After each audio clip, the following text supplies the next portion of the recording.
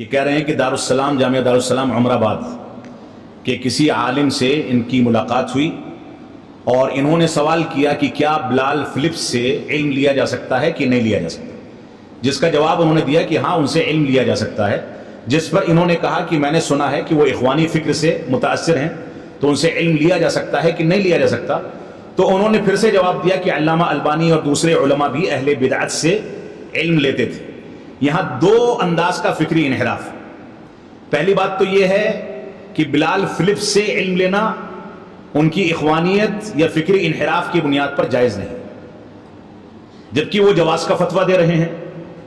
دوسری غلط بات انہوں نے یہ کی کہ علماء اسلام کو اہل بدعت سے جوڑ دیا۔ یہ بات کہنا بالکل غلط ہے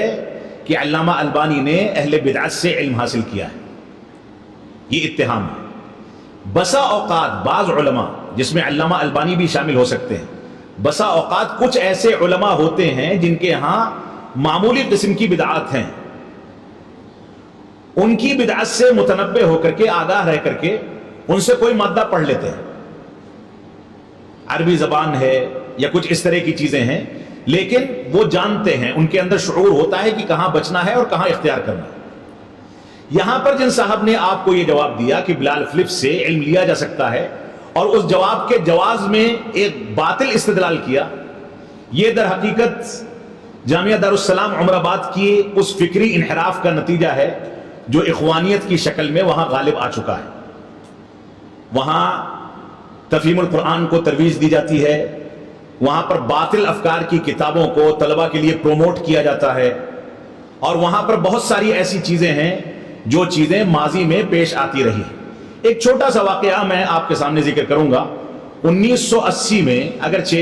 یہ بات تھوڑی زیادہ تلخ ہو رہی ہے لیکن حق جب ہے تو سامنے آنا چاہیے۔ 1980 میں غالباً عالم اسلام کے مشہور عالم دین ڈاکٹر وصول اللہ عباس صاحب حفظہ اللہ، امام حرم شیخ محمد بن عبداللہ السبیل رحمۃ اللہ علیہ کے ساتھ ہندوستان تشریف لائے 1980 میں، یعنی یہ 1400 ہجری کا واقعہ ہے تقریباً، اور اسی سفر میں ان کو دارالسلام عمر آباد بھی جانا تھا۔ شیخ وصول اللہ عباس صاحب حفظہ اللہ نے اپنا یہ واقعہ ابھی سال بھر پہلے مکہ مکرمہ میں حرم کے اندر بیٹھ کر کے کسی کے سوال کے جواب میں ذکر کیا ہے، جس کی ریکارڈنگ بعض حضرات کے پاس موجود ہے۔ انہوں نے کہا کہ جب ہم دارالسلام عمر آباد کے دروازے پر پہنچے امام حرم کو لے کر کے، تو کاکا خاندان کے لوگوں نے وہاں باقاعدہ ایک کتبہ بکرے کے چمڑے پر لکھ کر کے تیار کیا تھا، استقبالیہ۔ اس میں لکھا تھا کہ ہم ابنائے مودودی مولانا مودودی کے مسلک پر آپ کا استقبال کرتے ہیں۔ یہ 1980 کی بات ہے، جس پر امام حرم نے اس کو قبول کرنے سے انکار کر دیا اور کہا کہ اس کو ہٹایا جائے تب میں جامعہ میں داخل ہوں گا۔ تو یہ تصور تو بہت پہلے آ چکا، یعنی 25 اور 20 45 سال پہلے کا واقعہ میں آپ کے سامنے بیان کر رہا ہوں،